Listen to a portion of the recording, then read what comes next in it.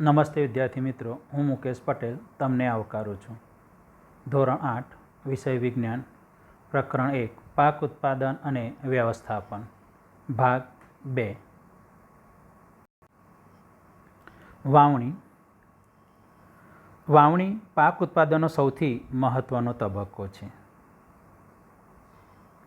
વાવણી પહેલાં સારી ગુણવત્તાવાળા બીજની પસંદગી કરવામાં આવે છે.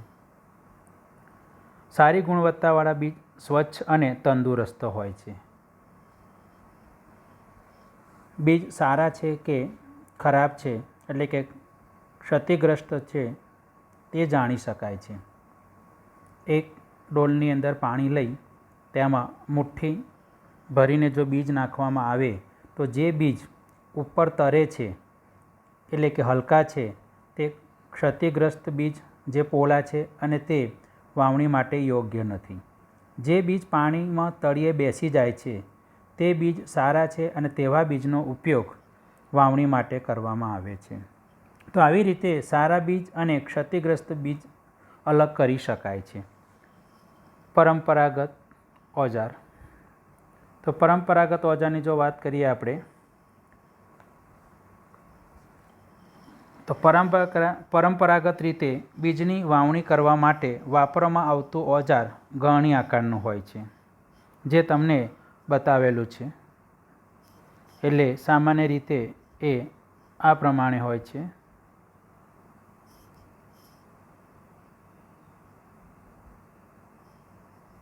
આ ઉપરનો ભાગ જેને ઓરણી તરીકે ઓળખવામાં આવે છે, કે જ્યાંથી બીજને તેમાં નાખવામાં આવે છે. બીજને ગળણીની અંદર નાખવાથી તે ધારદાર અણીવાળા છેડાયુક્ત કે 2 કે 3 પાઇપમાંથી પસાર થાય છે. આ છેડાઓ માટીમાં ખૂંપીને ત્યાં બીજનું સ્થાપન કરે છે. વાવણીઓ.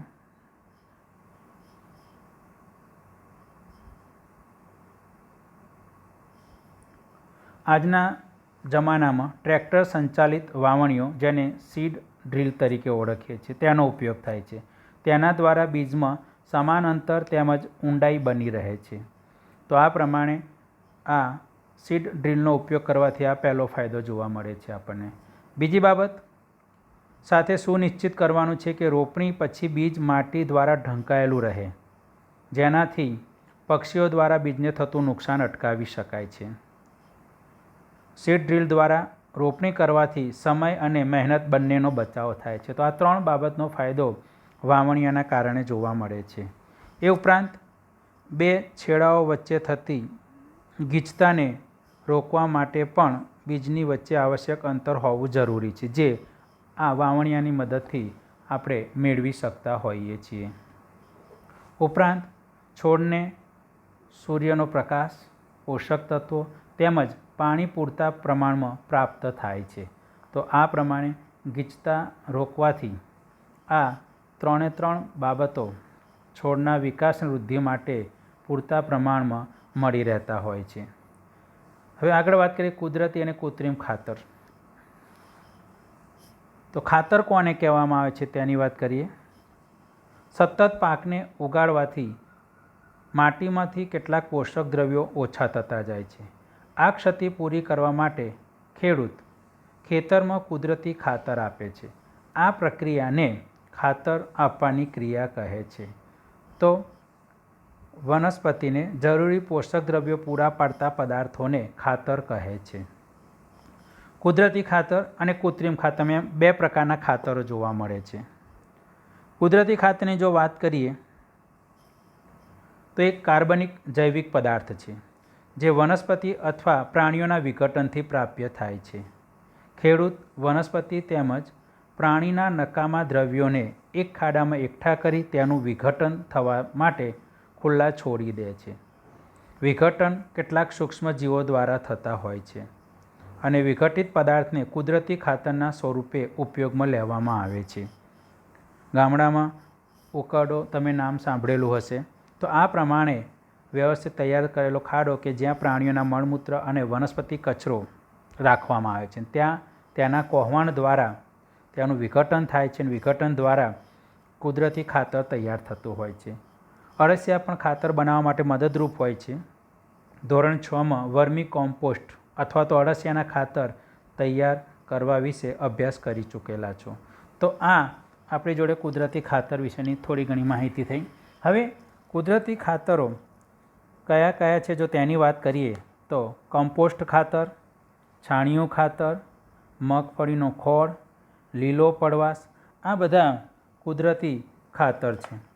હવે કુદરતી ખાતર એના ફાયદા શું છે તેની જો વાત કરીએ કે ખેડૂત કુદરતી ખાતર વાપરે તો એનાથી શું ફાયદા થાય છે તે. તો પહેલી બાબત, કુદરતી ખાતરથી જમીનનું બંધારણ સુધરે છે. બીજો પોઈન્ટ, જમીનની જળ સંગ્રહ ક્ષમતામાં વધારો થાય છે. ત્રીજો પોઈન્ટ, પાકને બધા પોષક તત્વો મળી રહે છે.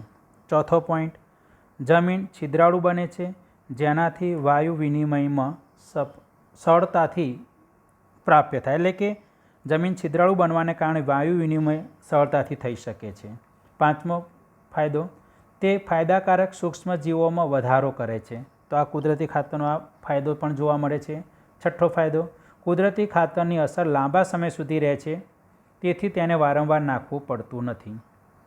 સાતમો ફાયદો, આ ખાતર પાણીમાં અદ્રાવ્ય હોવાથી વરસાદના પાણી સાથે સહેલાઈથી ધોવાઈને જતું નથી. અને છેલ્લો ફાયદો આઠમો, તે પ્રમાણમાં સસ્તું પડે છે. તો આ પ્રમાણે આ કુદરતી ખાતર કે જેના ફાયદા જોવા મળે છે. હવે કૃત્રિમ ખાતરની આપણે વાત કરીએ તો કૃત્રિમ ખાતર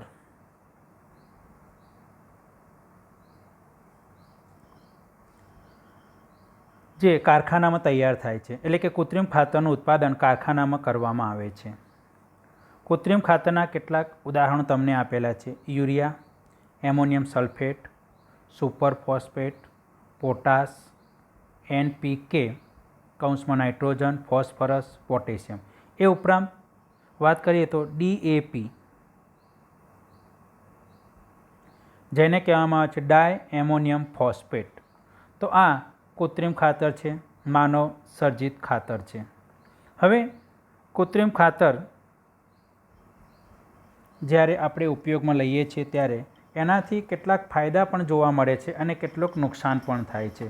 તો કૃત્રિમ ખાતર વાપરવાથી થતા ફાયદા, પહેલો પોઈન્ટ, પાણીમાં દ્રાવ્ય હોવાથી જમીનને જરૂરી પોષક તત્વો ઝડપથી મળે છે.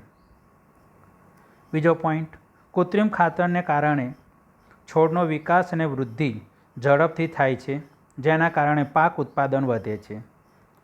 ત્રીજો પોઈન્ટ, જમીનમાં જે પોષક તત્વ ઓછું જણાય તે મુજબ આપણે કૃત્રિમ ખાતર આપી શકીએ છીએ. તો આ ત્રણ ફાયદા કૃત્રિમ ખાતરના જોવા મળે છે.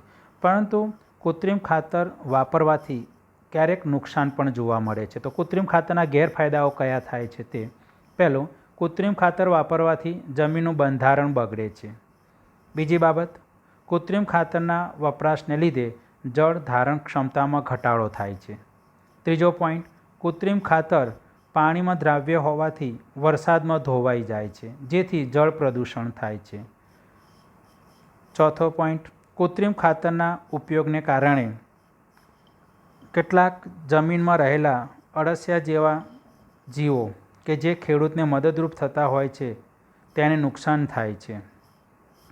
અને છેલ્લો પોઈન્ટ, કૃત્રિમ ખાતર દરેક પાક લેતી વખતે કે દર વર્ષે આપવું પડે છે જેના કારણે ખેડૂતોને મોંઘું પડે છે. તો આ કૃત્રિમ ખાતરના ગેરફાયદા છે. તો આવી રીતે કૃત્રિમ ખાતરના કેટલાક ફાયદા પણ જોવા મળે છે અને ગેરફાયદા પણ જોવા મળે છે.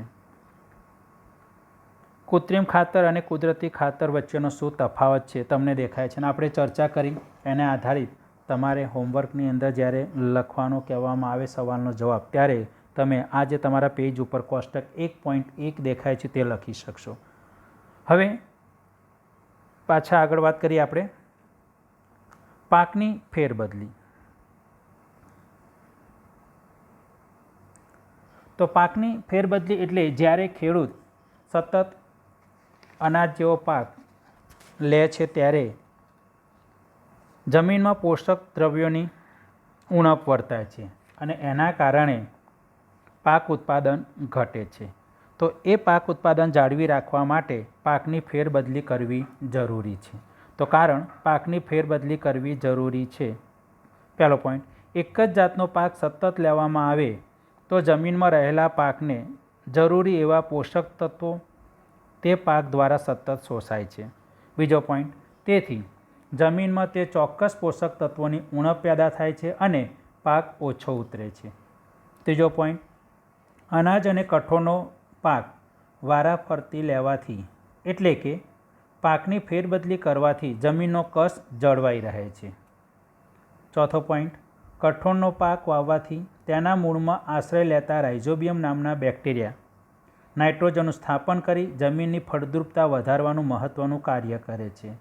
પાંચમો પોઈન્ટ, પાકની ફેરબદલી પાકને નુકસાન કરતા જીવાતો ઉપર નિયંત્રણ લાવવામાં પણ મદદરૂપ થાય છે.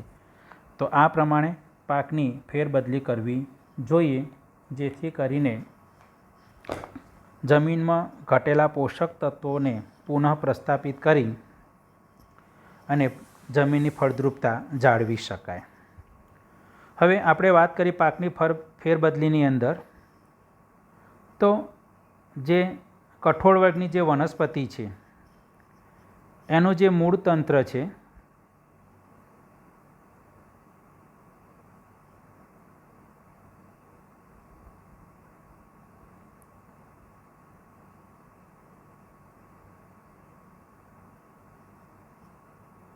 અને એ મૂળ તંત્ર ઉપર આવી રીતની ગાંઠો જોવા મળે છે આપણને. આ જે ગાંઠો છે એને મૂળ ગંડિકા તરીકે ઓળખવામાં આવે છે. અને આ મૂળ ગંડિકાની અંદર રાઇઝોબિયમ નામના બેક્ટેરિયા વસવાટ કરે છે, જે હવામાંના નાઇટ્રોજનનું સ્થાપન જમીનમાં કરે છે. તો આ જે રાઉન્ડ કરું છે એ ફકરાની અંદર આ રાઇઝોબિયમ બેક્ટેરિયાની વાત કરેલી છે, જે આપણે સમજાવી હતી તે પ્રમાણે. હવે એક પ્રયોગ છે, જે પ્રયોગની વાત આપણે આવતી વખતે કરીશું. મિત્રો, આજે આપણે જે અભ્યાસ કર્યો તેના સંદર્ભમાં કેટલાક સવાલો આપણે નોંધી લઈશું હોમવર્કની અંદર. ગઈ વખતે ભાગ 1માં આપણે 8 સવાલો હતા. 9, ખાતર એટલે શું, તેના પ્રકાર જણાવો. 10, કુદરતી ખાતરના નામ આપો. 11, કુદરતી ખાતરના ફાયદા જણાવો. 12, કૃત્રિમ ખાતરના નામ લખો. 13, કૃત્રિમ ખાતરના વપરાશના ફાયદા અને ગેરફાયદા જણાવો. 14, તફાવત આપો, કૃત્રિમ ખાતર અને કુદરતી ખાતર. અને છેલ્લો પ્રશ્ન 15, કારણ આપો, પાકની ફેરબદલી કરવી જોઈએ. તો મિત્રો, આટલે સુધી વધુ ભાગ 3માં અભ્યાસ કરીશું આપણે.